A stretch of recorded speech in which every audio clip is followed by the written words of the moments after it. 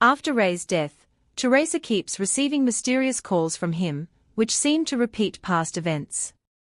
How can she break this time loop and save her husband and herself? Subscribe and join us on this wild journey.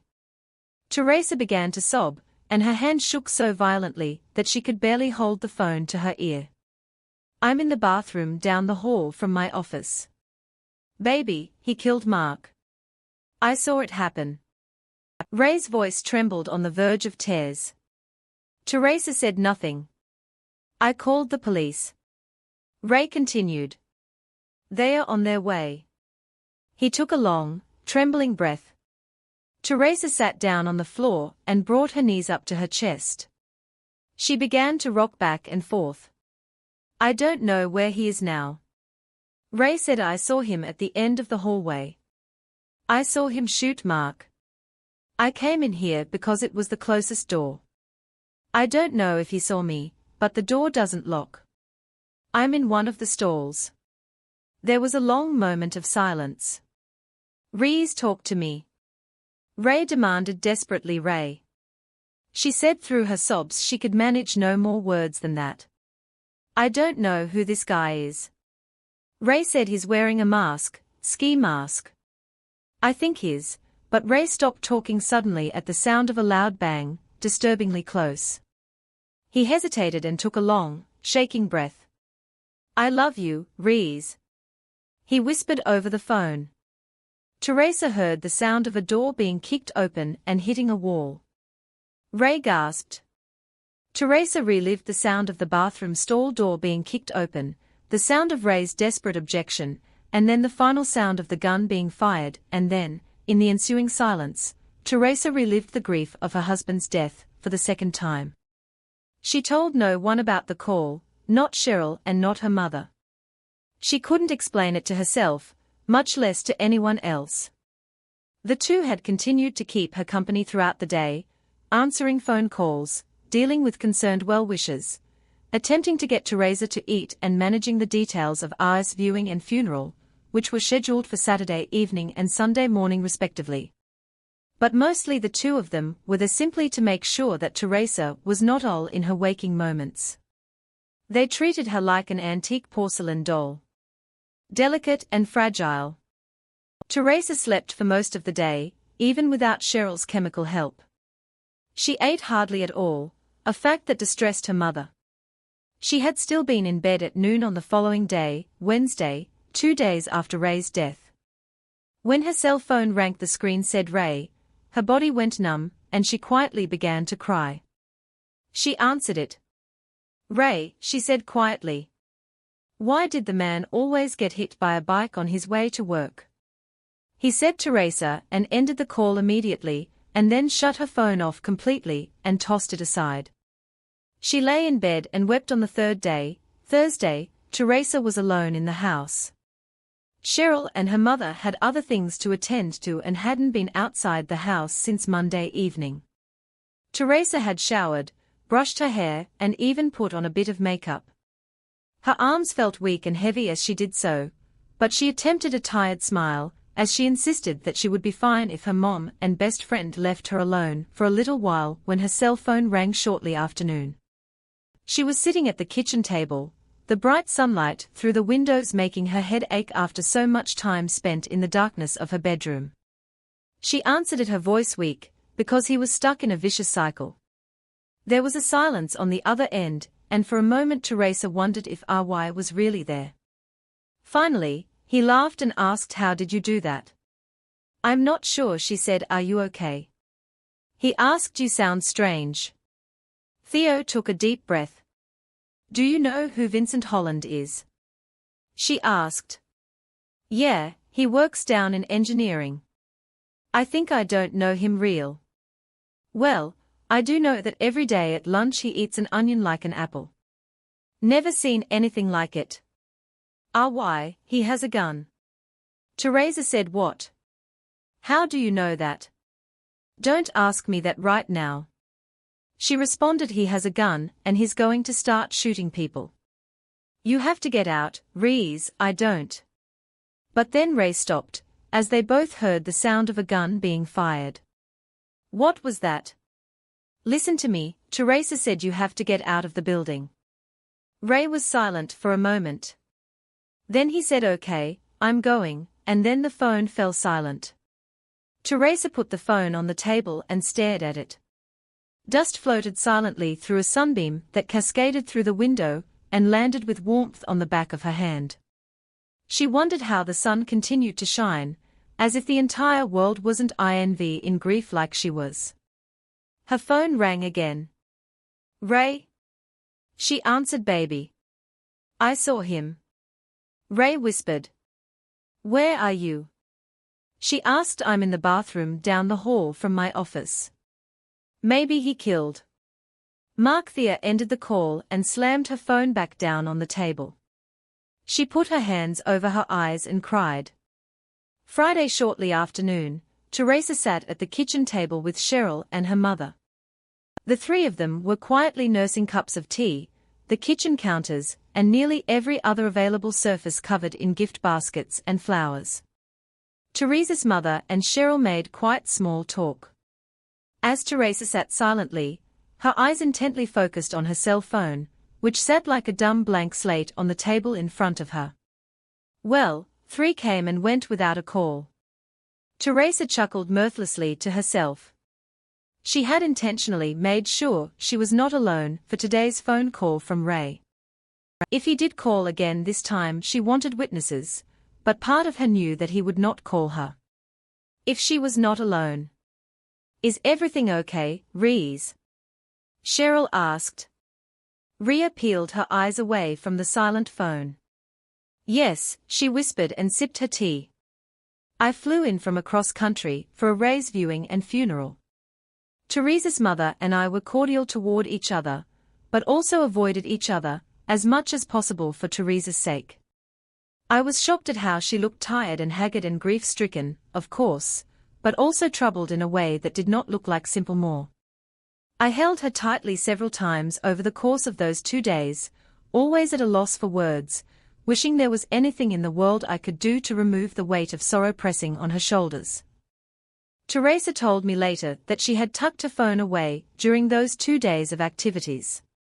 She had thought that maybe going through the ceremony of remembering Ray's life, seeing his serene face as he lay dead in his casket, and then watching with surprising detachment as his body was lowered into the ground, would bring a final end to his daily calls.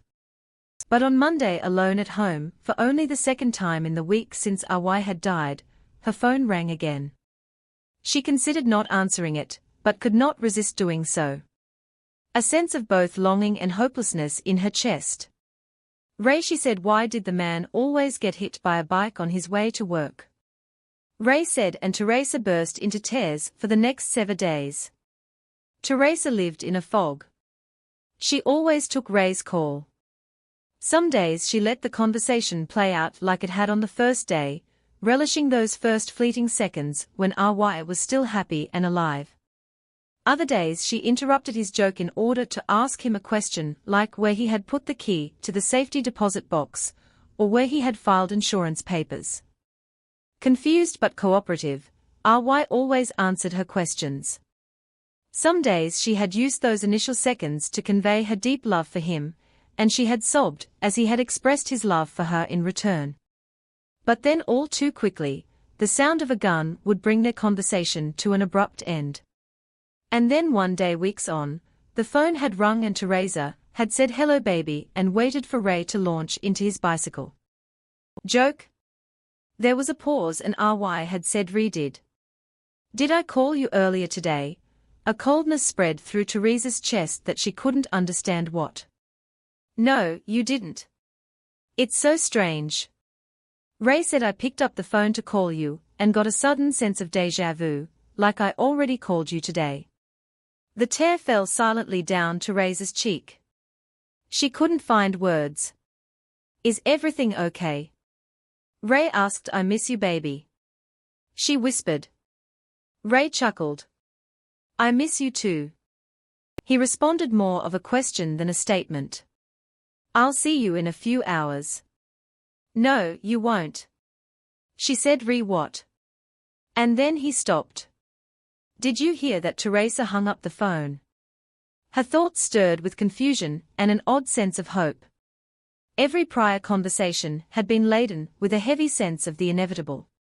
No matter what Teresa said to him, RY would always end up dead on the floor of his office bathroom, but today, he had seemed to remember something and their conversation had taken a different course at Ray's direction, and Teresa began to wonder what would happen if she tried pushing harder, made more of an effort to get RY to take a different course of action the next day. When RY called, Teresa immediately took charge of the conversation. RY, I need you to listen to me carefully and answer me as fast as you can. How many different ways are there out of your office, out of your department? I mean what he said. Answer me. She insisted. There's the main door straight through, goes to the IT department, and to the left takes me down the main hallway. There's a second door that goes through HR, but that just meets up with the main hallway at the other end, and then there's the door to the balcony. Why are you asking me this? Grab your keys. Don't grab anything else. Teresa insisted, go through the IT department, do not go down the hall, get to your car, and come home now. There was a pause and then Ray said okay, I'm coming, and the line went dead. Teresa found herself out of breath. While she waited, she paced. Moments later her phone rang again. Reese, listen to me. There's a man with a gun. Teresa screamed in frustration and threw her phone across the room, where it hit the carpet, and slid across the floor the next time he called. Teresa asked Ray, the balcony outside your department. Does it have steps that go down to the courtyard? Yes, he said. Why do you ask? And you can get to the parking lot from there. Yes, what's going on? Go, Teresa insisted. Don't ask me anything. Just go out the balcony doors into your car. Do it now, come home. Is everything okay? He asked. Go. She yelled and hung up the phone. A minute passed, then two. Teresa barely breathed as she stared at her phone. 5 minutes passed without a call from RY. She was finally able to take a breath.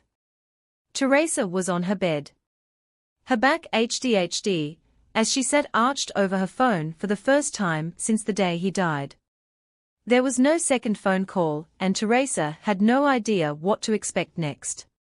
She was lost in a nearly thoughtless daze when she heard the front door open. She jumped and nearly cried out. The door closed and she heard footsteps. She jumped from the bed, racing from the bedroom and down the hallway to the floor, and impossibly there he was, his tall, gangly, goofy-looking, yet handsome self. Although his skin was deathly pale, to the point of almost being blue. He smiled at her, although his brow was furrowed in concern. His mouth formed the beginnings of a question, but she ran to him and leapt into his arms. He was cold, deathly cold, and Teresa gasped. Is everything okay? He asked, and his voice sounded like it did on mornings when he had first woken up willing and unused. Everything is okay now, Teresa said, weeping into his shoulder, holding him tighter than she ever had before, and in return, Ray held her tightly as well, but his hands were like ice on her back. His body stiff against hers, and although her ear was pressed firmly against his chest, she could not feel his heart beating, the fact that she dismissed. Just as quickly as she realized it, Teresa decided to tell him everything. Sitting at the kitchen table, she held his icy hand in both of hers.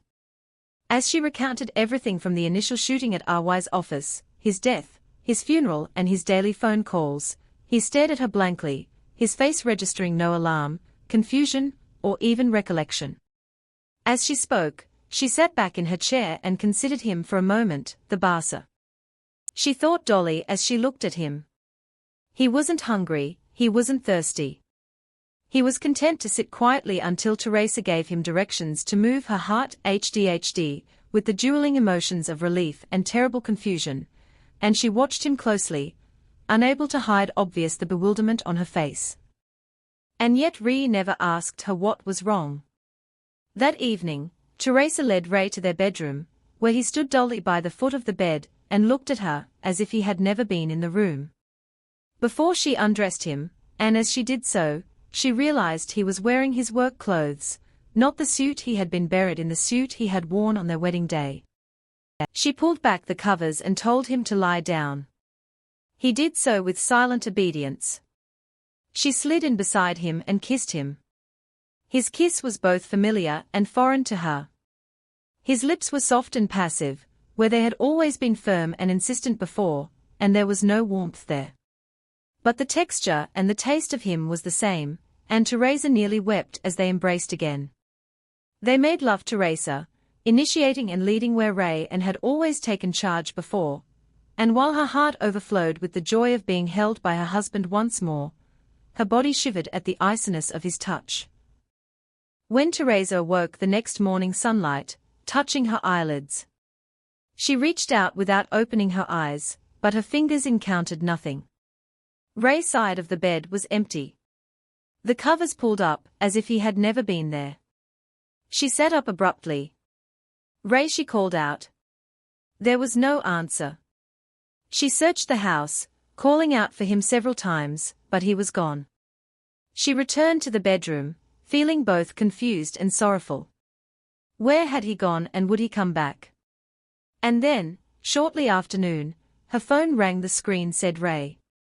She answered it. "Ray Reese," he said, his voice sounding even more raspy and unused than before. "Don't worry, I know there's a shooter. I'm coming home." The line went dead and Teresa set her phone down her chest, knotted in a cacophony of emotions, sorrow, hope, frustration, and even fear that she realized she could hardly feel anything anymore. But come home. He did, and this became their new pattern, the new vicious cycle they were stuck in every day. He would come home every day looking even more pale and feeling even more cold to the touch, his personality receding even further into the empty shell that he was becoming, a vacancy behind the eyes that had once been so passionate and full of life. Ara had to tell him to sit, to eat, to bathe himself. He was like an elderly man who was losing use of his faculties, and to evolved into his loving but confused and somewhat terrified caretaker. And every morning Ray's side of the bed would be empty again, and he would call Teresa from work shortly after noon to tell her that he was coming home. Teresa noticed that each time his voice sounded more like it was being dragged over stones, like his vocal cords are decaying. She thought it was not long before his countenance began to catch up with his voice. He began to look more physically, withered, his tall frame, beginning to bend, his eyes large in their sockets. As his face became even more wan, and his cheeks more sunken.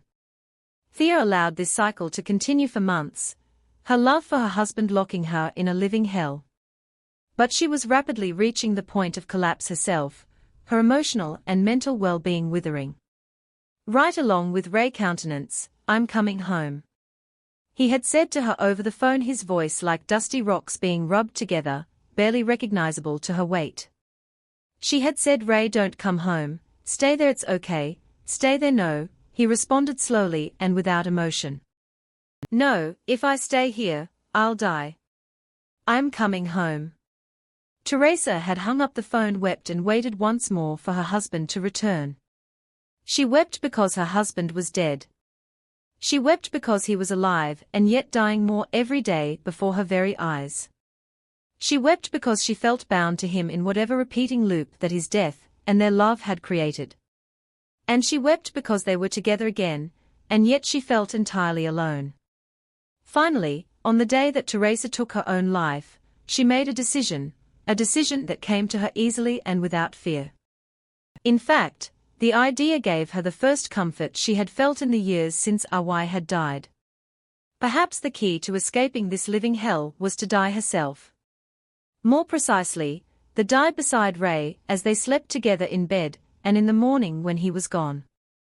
Perhaps she could be gone too, gone, but together. She called me that afternoon to tell me her story, to tell me her plan, and to tell me goodbye.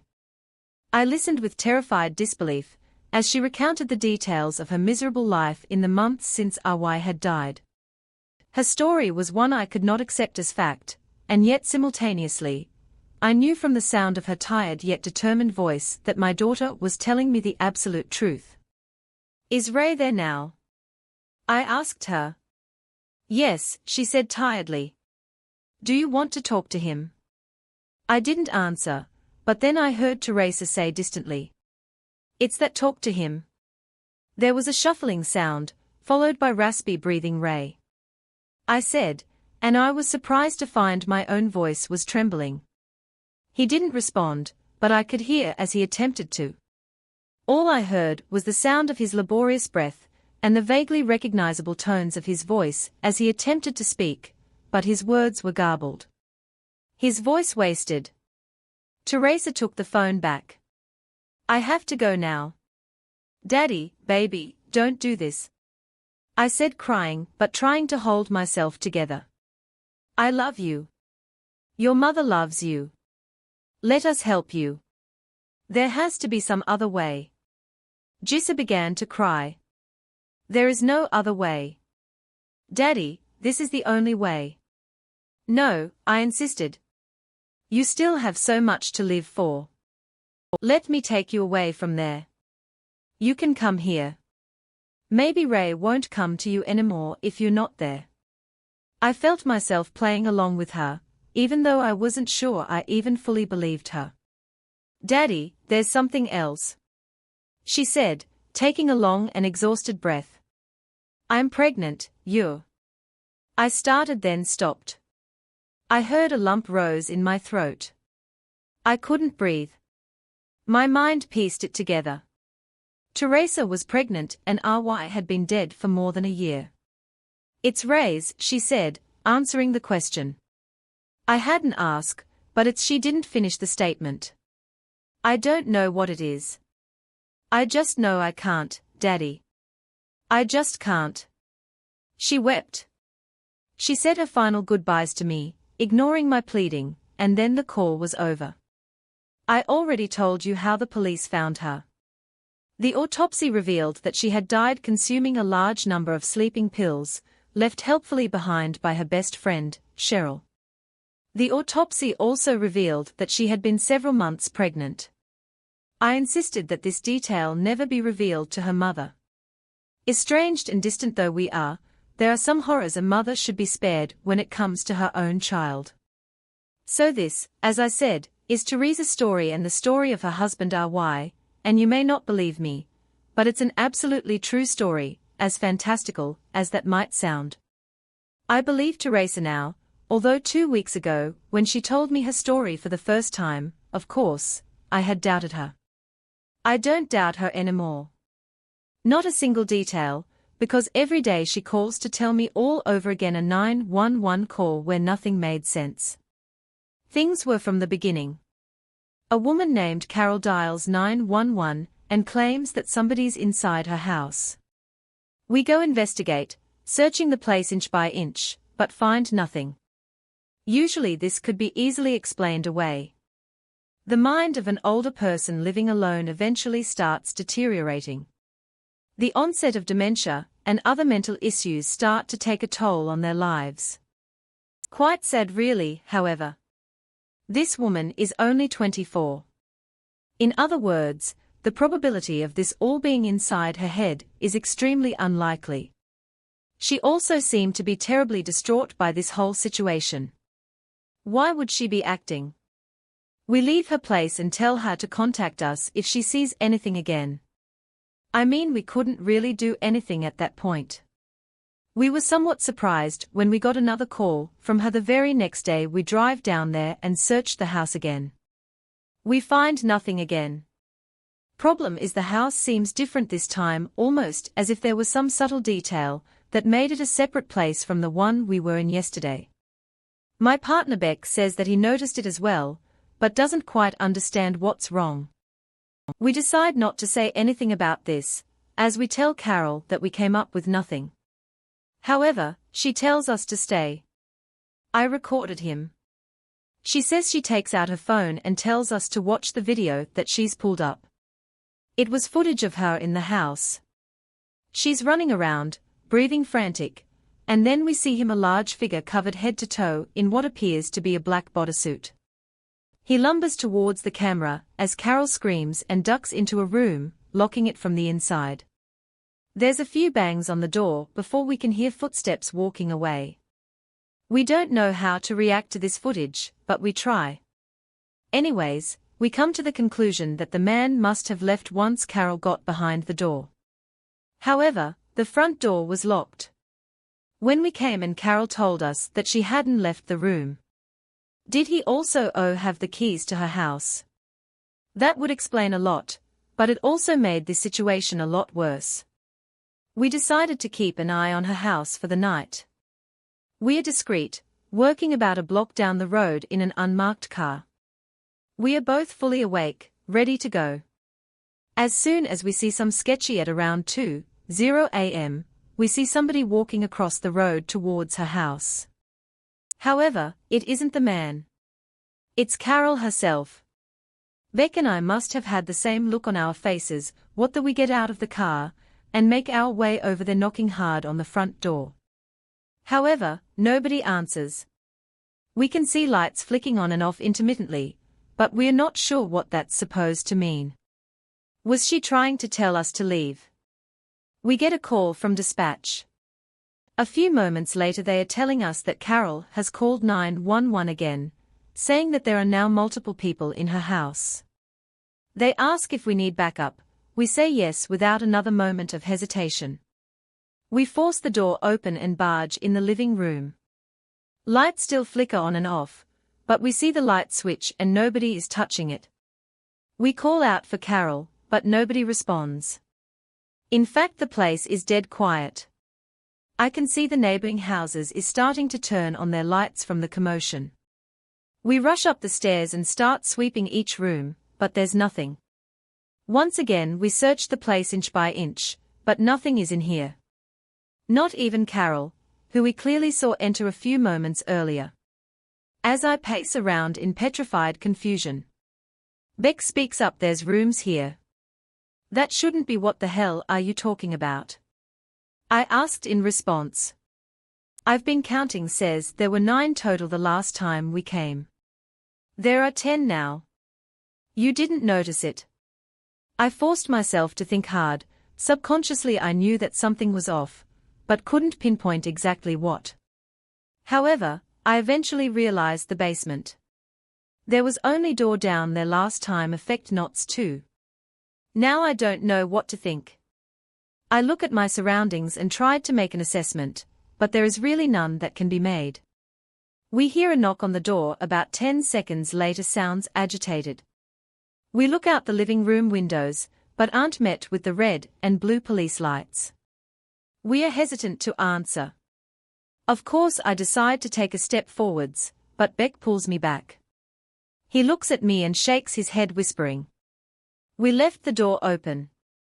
Remember, he was right. My radio starts crackling. Another call from dispatch. They are telling us that we need to leave the house immediately. The Carol called again, saying we were going to die, in a deathly monotone voice. The knocking has stopped, but we can hear footsteps in the basement. Something is in here with us. We've decided that this was enough. We needed to get out of here. As we start descending the steps, we hear a voice coming from the kitchen. Carol comes out, blocking our path to the door. She looks detached with blank, beady eyes, staring right at us. "Did you find him?" she asks, without any semblance of emotion in her voice. "I think he might be in the basement."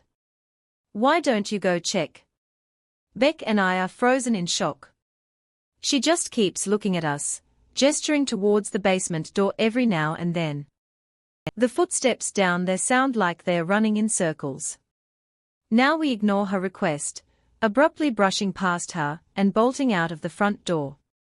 The backup still isn't here, so we decide to just get into our car.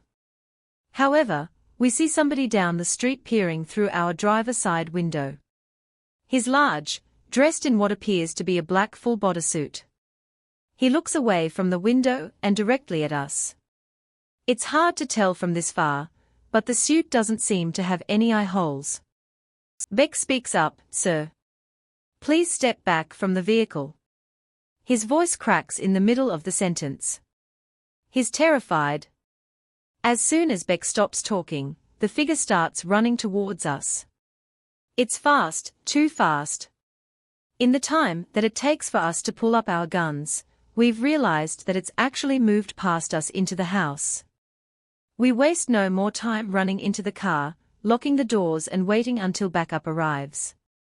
When it finally does, we are extensively questioned while what appears to be a SWAT team searches the house. However, it isn't the police chief asking us. Instead, it's some guy in a suit that we've never seen before. He asks us things like how many doors were there in the house, and what did Carol look like exactly? And did we ever see a man with one eye wandering around? We answer inconclusively to pretty much all of them.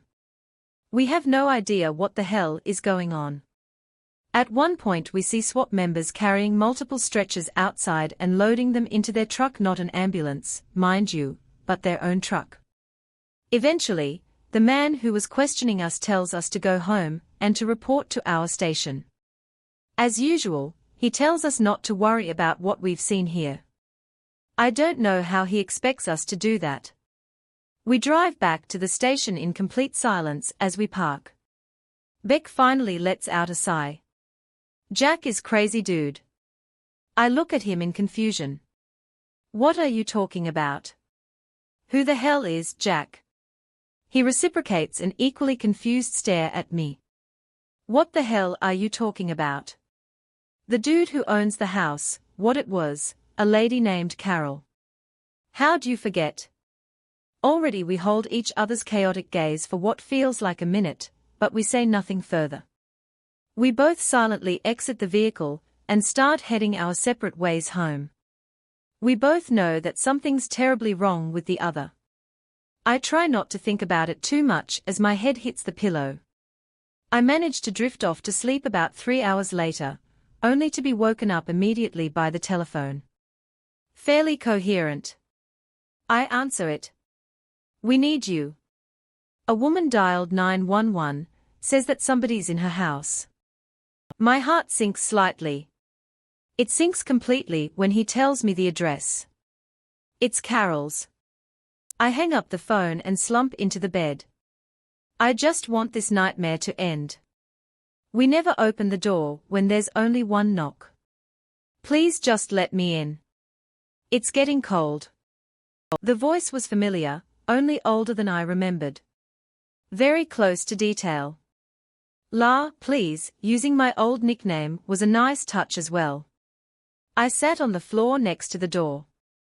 My arms wrapped around my legs. Of course this had to happen the 1 week my parents left me alone. They hadn't gone on vacation for years. I practically begged them to get away for a while for their own good. If I called them, they'd come right back, but I don't think that would have helped me anyway. Besides, I wasn't an idiot. I heard the knock and I would not open that door. When someone comes to your house, they will ring the bell or knock a few times. Most people like to play safe and simply use the bell, and then you open the door, as you normally would, but never absolutely. Never should you open the door when there's only one knock. It was the very first thing we were told when we moved to this neighborhood all those years ago. There are a bunch of rumors of people disappearing or suddenly dying after opening their doors, though they all supposedly happened before we even lived here. I never believed in it, not even when I was little. This town was simply insane. Most people here were a little eccentric and unusual. Well, that's what I believed until I heard my lost sister call for me after the one loud knock on our front door. Please go away, I whispered. Even after all those years I recognized her voice, and when I heard it, I jumped right up, ready to open that door wide, but I knew it wasn't her. I'd looked through the window. There was nobody in front of our door. I don't know how much time had passed before I finally grabbed my phone and called Max, who's not only our neighbor, but one of my closest friends. She's here. I said I knew I wasn't making much sense. I didn't know how to word my thoughts. Where he answered Ruby, silence what Max started speaking but stopped. She knocked. That was enough information for him. You didn't open, did you? I shook my head, which of course he couldn't see. I'm coming over now.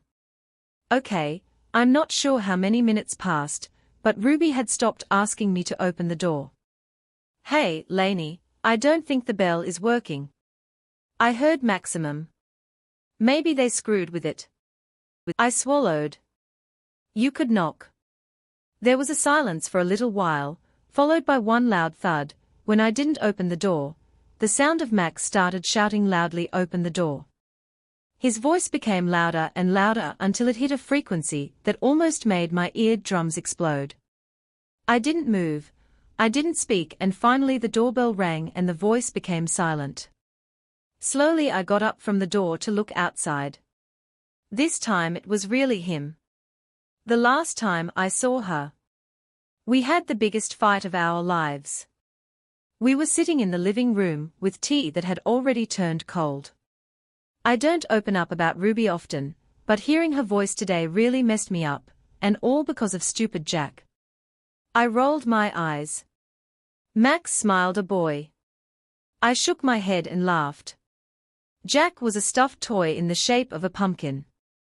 I'd never told Max about the fight. In fact, nobody but my parents knew about it.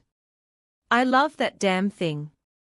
One at the Halloween carnival, when Ruby saw it, she begged me to give it to her.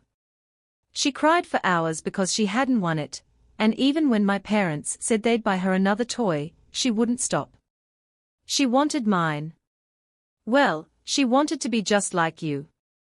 It's sweet. I nodded. Ruby was a year younger than me, but she used to act as if we were twins. She wore my clothes, played the same sports, and always wanted to hang out with me and my friends. When I think about it now, I think it was adorable. Of course, back then, I found it insufferable.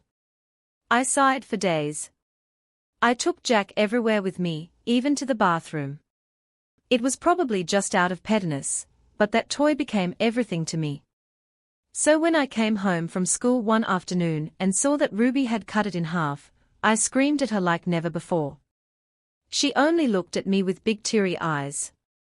Max put his hand on my shoulder. Come on, Lainey, siblings fight. It's normal. I saw you with her, though, and you were a damn good big sister. I nodded. Of course I knew it was just some stupid fight between kids, but if I could turn back time, I'd give her every shitty toy I owned. This happened 5 years ago. Ruby would be 16 now. My parents have tried everything for years to find her. I believe the only reason we still live here is that they never entirely gave up the hope that she'd come back home one day. Maybe now she was just in a different way. Do you think I'm losing my mind, Max? He raised an eyebrow. I think you lost that a whole while ago. He joked. No, I'm serious. I mean, it's not possible that I actually heard her earlier. He shrugged. I mean, you did hear a knock. I don't think it was actually her, though. Max and I used to make fun of the superstition when we were younger, before Ruby disappeared. We once played Ding Dong Ditch. After a few houses, Max decided to knock once at the door of our neighbor, Mrs. Telsky. Someone saw us, though, and Max got the biggest lecture of his life from his grandpa. Like it was a really big deal. My parents weren't happy either, but Max was grounded for 2 months, during which his grandpa told him all sorts of horror stories from this town. I don't think it was her either, but I do think it was mimicking her or trying to. I said, for what it's worth. I think it was smart that you didn't open the door. Maybe we all just a little crazy, but better safe than sorry, right? Max offered to stay the night and I immediately said yes. We got the air mattress and watched movies until I started to hear him snoring. The good thing about Max was I never felt awkward around him. He regularly stayed over since we were little, especially often after Ruby was gone. Having him here really helped against the silence. My mind became easier and my body heavier. Real thoughts started to mix with dreams. I was beginning to fall asleep, and then there was another knock. It came from the front door downstairs, but I heard it loud and clearly. My heart started racing, just like it did this afternoon. "Axe, did you hear that?" I whispered, but he didn't answer. "La, it's dark. Please come and get me." Ruby's new voice cried from outside. "Max, please tell me you hear this." I looked over at him, but he didn't move. Finally, I collected the courage to get up and turn on the lights. "Ma?" The eyes of my friend were wide open, but he didn't speak. He didn't move. I ran over to him and tried to shake him, but his whole body was stiff. Only his eyes moved. "Let me in," the voice from downstairs screamed. I didn't know what to do anymore. Max was clearly awake, but it seemed as if something was holding him back, almost like he was having sleep paralysis, but with his eyes open, they are pulling me away. "La, please help me." I don't know what happened then, but I immediately jumped up and ran downstairs. Some kind of instinct kicked in. Maybe it was her. Maybe I could pull her back inside, but if this was really Ruby, was she also the one doing this to Max? My hands touched the cold door handle, moving almost as if I was in a trance. "I have Jack. They fixed him. La, we don't need to fight anymore." Those words pierced through my body and woke something up inside of me.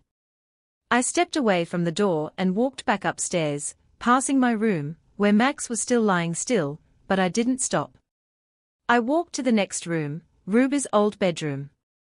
Everything there looked just the way it did when she was still here. My parents could never change it. Everything was still the same and Jack was still placed on her bed where I put it 5 years ago, after I'd sewn it back together. Subscribe and never miss out on our fantastic videos.